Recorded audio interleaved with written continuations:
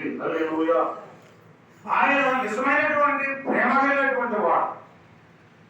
మనం అందరి నుంచి ఒక సందర్భంలో భర్త భార్య పరిస్థితి బాగోకుండా ఆమె దీనవస్థలో ఏమండి అలా పడిపోయినప్పుడు తెల్లవారులు పట్టించుకోని భర్తలు కూడా ఉన్నారు.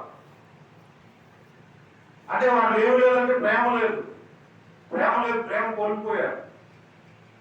చూడండి ఎంత దౌర్భాగ్యమైనటువంటి పరిస్థితులు ప్రజలు అనుభవిస్తున్నారంటే కారణం ఏంటంటే నిజంగా దేవుని ప్రేమ వారు లేనప్పుడు వారి కుటుంబాల్లో దేవుని ప్రేమ లేకపోవడం వల్ల వారిలో వారు ఏమున్నదో ఐక్యత, ప్రేమ, సమాధానము లేదు. బైబిల్ గ్రంథంలో ప్రభు ఒక ఉపమానం చెప్తున్నాడు. నేను చెప్పాను ఉపమానం. లోకాసు వార్త 13వ అధ్యాయం చూడండి. లోకాసు వార్త 13వ అధ్యాయంలో మనం చూసినప్పుడు 6 నుంచి 9 వచనాలు మనం చూసినప్పుడు జాగ్రత్తగా 6 నుంచి 9 వచనాలు. మరియు ఆయన అనగా యేసు ప్రభు వారు వారితో ఈ ఉపమానం చెప్పాను. ఏ ఉపమానం చెప్తున్నాడంటే ఒక మనుషుని ద్రాక్ష తోటలో అంజూరపు చెట్టు ఒకటి నాటబడి ఉన్నాడు. దేవుడు నాటబడిందంటే అంజూరపు చెట్టు ఎక్కువలో అంజూరపు చెట్టు ఒకటే.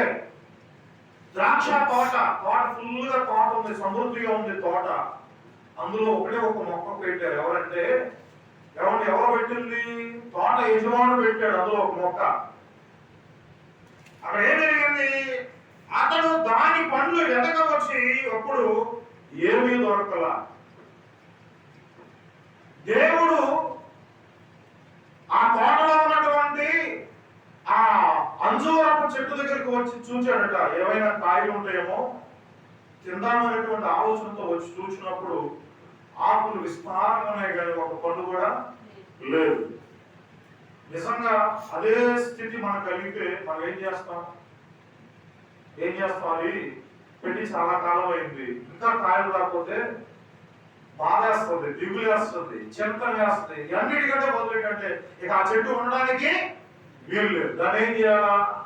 నరికేసేసి నరికి తీసుకుని అగ్నిలో వేయాలి. ఎందుకంటే అగ్నిలో ఎందుకు వేస్తారంటే నిజంగా వాళ్ళు అగ్నిలో వేసినపోయినా అది బయటపడేస్తారు, ఎండిపోతుంది. ఎండిపోయిన తర్వాత అమ్మలక్కలు ఏం చేస్తారు? దాన్ని నరికి తీసుకొచ్చి ఎక్కడ పెడతారు? దాచిపెట్టుకుంటారా?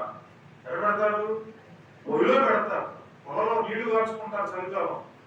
కనుక ఇక్కడ చూసినట్లయితే ఆ యజమానుడు తోట మీద చాలా ఇంట్రెస్ట్ కలిగి ఉన్నాడు. ఆ తోటలో ఒక చెట్టు పెట్టాడు. ఏ చెట్టు అది? అంజూరపు చెట్టు. కాయలు వస్తాయేమో, కాయలు ఉంటాయేమో తిందామనేటువంటి సమయానికి ఒక కాయ కూడా లేదు. అక్కడ దేవుని ప్రేమ ఏంటంటే ఇక్కడ మనం చూసినట్లయితే చూడండి, ఈ తోటలో తోటమాలి ఎవరనగా యేసుక్రీస్తు తోటమాలిగా ఉంటూ ఉన్నాడు. ఈ తోట ఈ లోకానికి సాదృశ్యమై ఉన్నది.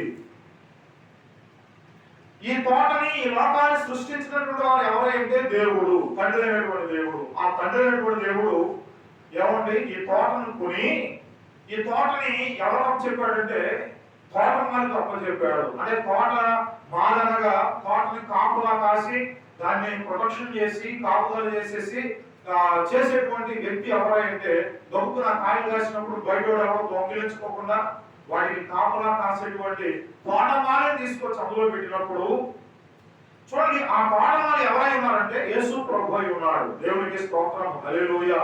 ఈ తోట ఎవరంటే దేవుని, తోటమాలి ఎవరంటే యేసు ప్రభువు. తర్వాత చూడండి, ఈ ఉపమానంలో యజమానుడు అనగా ఎవరంటే దేవుడు. అంటే తోట నిర్మాణకుడు, తోటని ఆ స్థలం గలవాడు, వీటన్నిటికీ అధికారి ఎవరంటే దేవుడే, యెహోవా దేవుడు. చూడండి, రెండోది ద్రాక్ష తోట అనగా లోకము. తోట అంటే ఏంటంట? లోకము. తోటమాలి అనగా యేసు ప్రభు. అంజూరపు చెట్టు అనగా క్రైస్తవుడు. హల్లెలూయా. ఈ లోకమంతా తోటే. అందరూ ఉన్నారు, అన్యులు ఉన్నారు, లోకంలో అనేక మంది మనుషులు ఉన్నారు, చెట్లు ఉన్నారు. కానీ ఈ తోటలో ఒక ప్రత్యేకమైనటువంటి చెట్టు ఎవరే అంటే అంజూరపు చెట్టు. అది ఎవరికి సాదృశ్యం అంటే ఒక విశ్వాసికి సాదృశ్యం. హల్లెలూయా. ఎవరికి సాదృశ్యం అంటే అది ఒక విశ్వాసి. నువ్వు నేను విశ్వాసిగా. కనుక ఇక్కడ మనం చూసినప్పుడు ఈ మనం కింద చదువుకుంటూ వెళ్తే దాని పండ్లు వెనక్కి వచ్చినప్పుడు ఏమీ దొరకలేదు కనుక అతడు ఇదిగో 3 ఏళ్ల నుండి నేను ఈ అంజూరపు చెట్టును పండ్లు వెనక్కి వచ్చుతున్నాను కానీ ఏమీ దొరకలేదు, దీనిని నరికివేయము, దీని వలన ఈ భూమి ఎలా వ్యర్థమైపోవాలని ద్రాక్ష తోట మాలుతో చెప్పాను. అయితే వాడు అయ్యా ఎవరుకుంటున్నారు ఈ మాట? ఆ తండ్రి ఆ యజమానేమో ఎంత నరికేసేసే ఇక అనవసరం 3 సంవత్సరాల నుంచి మరి కాపు లేదు ఏమి లేదు ఎందుకయ్యా తీసేయన్నాడు. దానివల్ల భూమి స్థానం కూడా పోతుంది, వ్యర్థంగా స్థానం రాకుండా తీసేయమన్నాడు.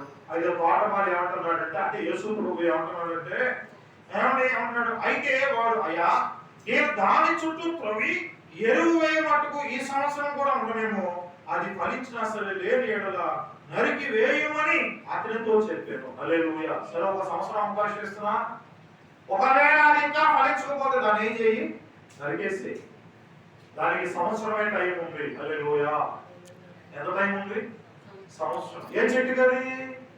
అంజూరపు చెట్టు. అనగా ఎవరికి సాదృశ్యం అంటే ఒక విశ్వాసికి. ఈ దినము నేను ఒక ప్రశ్న వేస్తా, ఈ దినము ఒక విశ్వాసిగా నువ్వు ఎలా ఉన్నావు? నిజమైనటువంటి దేవుని ఆత్మ సంబంధమైనటువంటి ఫలాలు నీలో ఉన్నాయా? బైబిల్లో చూడండి ఫలాలు కనబడుతున్నాయి. గంతులు రాసిన పత్రికలో కొన్ని ఫలాలు మనం చూస్తూ ఉంటాం. చూడండి గంతులు రాసిన పత్రిక ఒక్కసారి చూద్దాం.